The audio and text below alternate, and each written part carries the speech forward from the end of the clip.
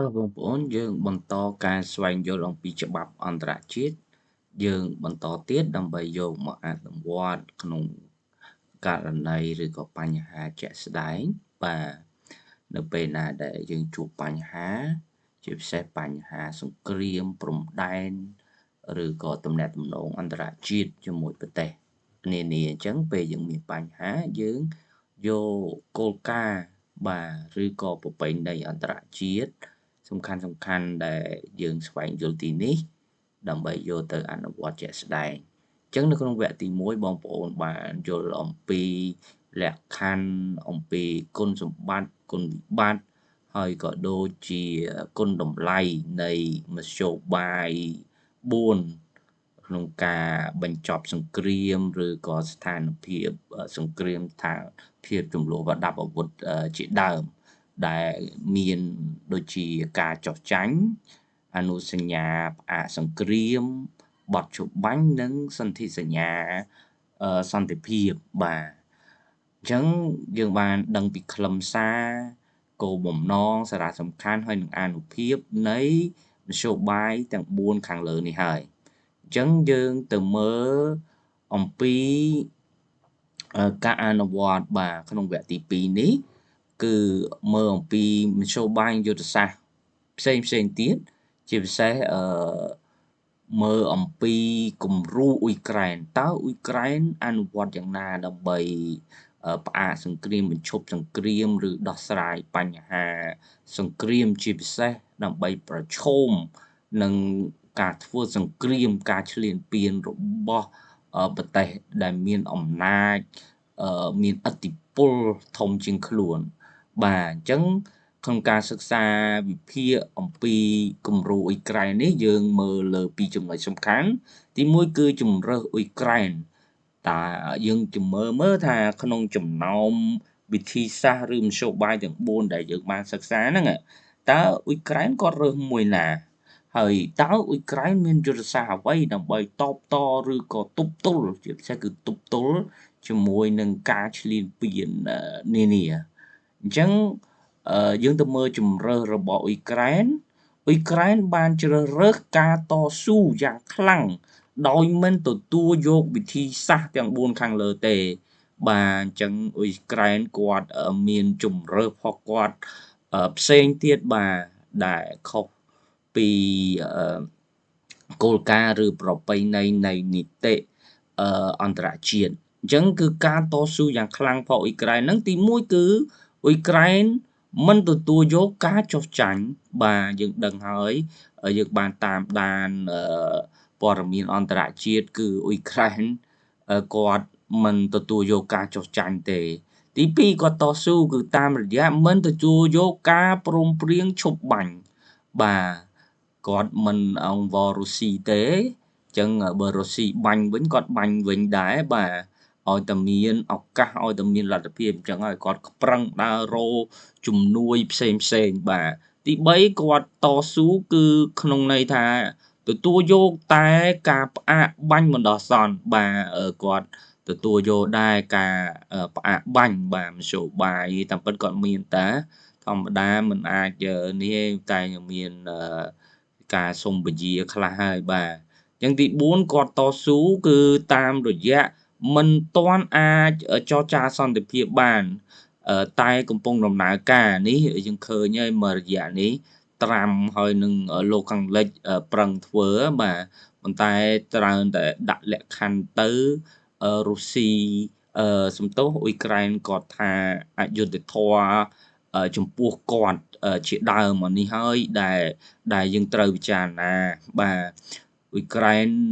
មិនគាត់មិនចង់បានសន្តិភាពទេបាទគាត់ណិតប្រជាជនស្ដាយទឹកដីគាត់ដូចតែយើងអញ្ចឹងបាទអញ្ចឹងហើយគេពិចារណាមិនចេះតែគេស្នើមកឲ្យគ្នាខាតបង់ខ្លាំងបាត់បង់ខ្លាំងគឺមិនអាចមិនយុត្តិធម៌ចំពោះគេក៏គេមិនអាចយកបានដែរទោះថាសន្និសិទសន្ធិសញ្ញាដើម្បីសន្តិភាពអីក៏ដោយអញ្ចឹងការតស៊ូយ៉ាងខ្លាំងរបស់អ៊ុយក្រែនតាមរយៈ1មិនទទួលយកការចុះចាញ់អញ្ចឹងអ៊ុយក្រែននឹងបដិសេធការទទួលស្គាល់ការកាន់កាប់របស់រុស្ស៊ីគាត់ មិនទទួលស្គាល់ទេ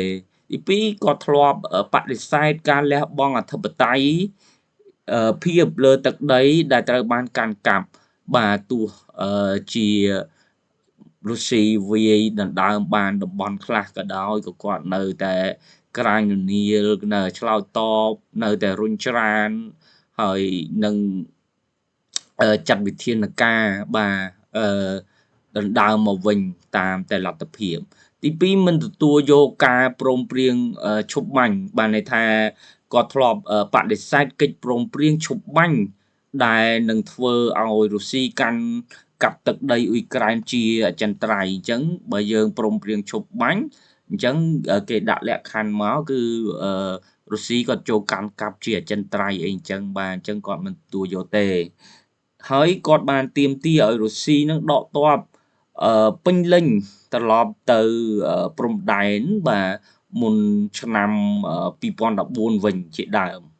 អញ្ចឹងគាត់តស៊ូក្រាញរនាលទៀតតាមរយៈទទួលយកតែការផ្អាកបាញ់បណ្ដោះអាសន្នក្រោមលក្ខខណ្ឌថានាំទៅរកការដោះស្រាយពេញលេញតាមច្បាប់អន្តរជាតិបាទគាត់ផ្អាកខ្លះដែរដើម្បីមានពេលវេលាកិត្តការរឿងចរចាបាទយើងដឹងថាសារៈសំខាន់នៃការដោះស្រាយបញ្ហាមិនមានអ្វីក្រៅពីការចរចាទេប៉ុន្តែបើភាគីម្ខាងមិនស្មោះត្រង់នោះយើងច្បាស់ជាយ៉ាប់ហើយដោយការអនុវត្តកិច្ចសន្យាអញ្ចឹងបាទអញ្ចឹងគាត់ទទួលយកតែការផ្អាកបាញ់បណ្ដោះអាសន្នឧទាហរណ៍តាមរយៈត្រូវមានការធានាសន្តិសុខពីសហគមន៍អន្តរជាតិគាត់តែអំពាវនាវឲ្យអាមេរិកឲ្យអឺរ៉ុបNATO អីហ្នឹងបាទគឺឲ្យជួយឲ្យនេះអឺរ៉ុបហ្នឹងបាទជួយគាត់បានគាត់ព្រមបាទហើយគាត់ក្រាញរនាតស៊ូដោយមិនអាចចរចាសន្តិសញ្ញាសន្តិភាពបាទអញ្ចឹងឥឡូវហ្នឹងវាមានការបើកផ្លូវការបន្ទន់អេរយាប័តប៉ុន្តែគាត់មិនទាន់អាចទទួលយកលក្ខខណ្ឌបានបាទហាក់ដូចជាគាត់គិតថាហាក់ដូចជាអយុត្តិធម៌លើគាត់ខ្លាំងអីចឹងគាត់មិនទាន់ព្រមទេអញ្ចឹងដោយសារភាគីទាំងពីរនៅតែមានទស្សនៈខុសគ្នាយ៉ាងខ្លាំងអញ្ចឹងរុស្ស៊ីគាត់ចង់បានទឹកដីហើយអ្វីដែលគាត់យកបានគឺគាត់យកគាត់មិនឲ្យវិញទេហើយចំណែកអ៊ុយក្រែនគ្នាអ្នកបាត់បង់គ្នាអ្នករងទុក្ខបាទមិនសុខចិត្តអានឹងស្ថានភាពវាអញ្ចឹងបងប្អូនមានសង្គ្រាមអញ្ចឹងហើយយើងមានលទ្ធភាពឬក៏មានសមត្ថភាពខ្លាចជាអ្នកចរចាឬក៏អ្នកសម្របសម្រួលដោះស្រាយបញ្ហាសង្គ្រាមអីចឹងបាទយើងជួយគិតបាទដើម្បីសុខសន្តិភាពពិភពលោកទាំងអស់គ្នាហើយត្រូវការធានាអន្តរជាតិនិងយល់ការសន្តិសុខបាទគាត់ចង់ចូល NATO ណាអីជាដើមប៉ុន្តែគេមិនអោយបាទបើនៅចូលរុស្ស៊ីនៅតែគម្រាមកំហែងគាត់ហើយ NATO ហ្នឹងក៏អាចត្រូវរុស្ស៊ីនឹងចាត់ការបាទអញ្ចឹងតែគាត់នៅតែអ៊ុយក្រែននៅតែអំពាវនាវបាទចង់ឲ្យមានបើសិនជាចង់ឲ្យគាត់ចរចាដែរប្រហែលថ្ងៃប្រហែលអាទិត្យមុននេះក៏មានការចេញដោយលោក Donald Trump ថាកំពុងដូចរៀបចំប៉ុន្តែហាក់ដូចជាវាមិនដំណើរការល្អសោះបាទអញ្ចឹងចំណុចទី2យើងមើលពីយុទ្ធសាស្ត្ររបស់អ៊ុយក្រែនម្ដងបាទគាត់ទទួលយករូបមន្តនៃការបញ្ចប់សង្គ្រាមតាមប្រពៃណីនិងគោលការណ៍អន្តរជាតិនឹងហាក់ដូចជាមិនដំណើរការល្អបានច្រើនទេបាទលើកលែងតែការផ្អាកបាញ់ខ្លះបាទប្រយុទ្ធខ្លះដើម្បីទី1អានឹងដើម្បីចល័តតបដើម្បីស្វាស្វែងរកមធ្យោបាយបន្ថែមនឹងបាទអញ្ចឹងយើងមើលយុទ្ធសាស្ត្ររបស់អ៊ុយក្រែនបើគាត់មិនទទួលយកមធ្យោបាយនៃការបញ្ចប់សង្គ្រាមខាងលើអញ្ចឹងគឺ1យុទ្ធសាស្ត្រយោធាក៏ប្រើយុទ្ធសាស្ត្រយោធាគឺការតស៊ូពេញទំហឹងដោយមានការគ្រប់គ្រងអាវុធពីលោកខាងលិចបាទ អ៊ុយក្រែនគាត់នៅសំណាងបានមានការគ្រប់គ្រងបាទអាវុធពីលោកខាងលិចពី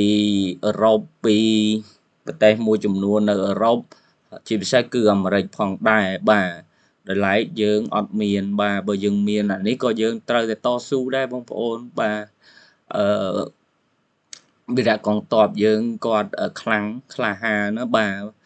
ឡូវនេះយើងទទួលស្គាល់ថាយើង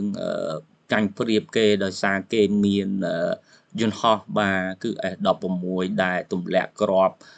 ពាសណាពាសណីបាទបំបាក់ស្មារតីយើងជាពិសេសហើយបាញ់សម្លាប់លើប្រជាជនស្លូតត្រង់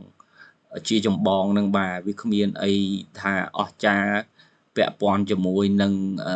ការប្រយុទ្ធជាមួយនឹងទ័ពយោធាសោះបាទនេះផុសពួកអាថៃបាទអំពិតយន្តហោះ F16 គេល្អបាទគេខ្លាំងប៉ុន្តែវាជាអកុសលមកធ្លាក់លើដៃចោលបាទដែលគ្មាន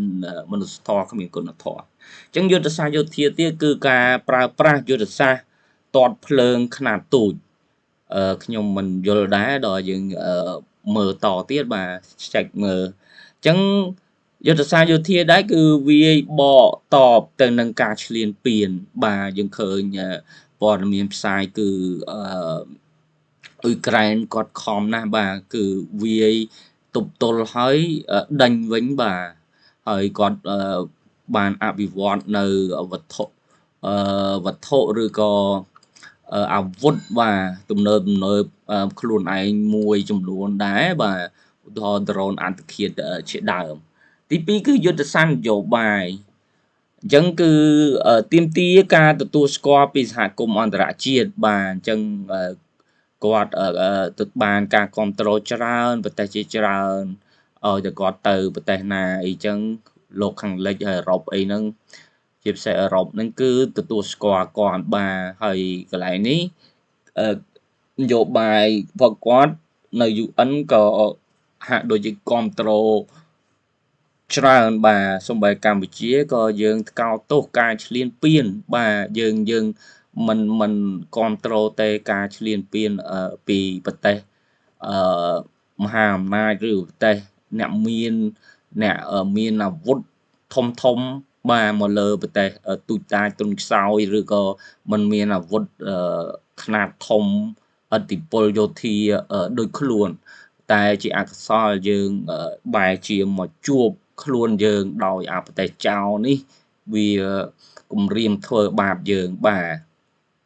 អញ្ចឹងយុទ្ធសាស្ត្រនយោបាយទៀតគឺការប្រើប្រាស់យន្តការអង្គការសហប្រជាជាតិបាទយើងឃើញហើយអ៊ុយក្រែនគាត់ពិតជាធ្វើបានល្អបាទ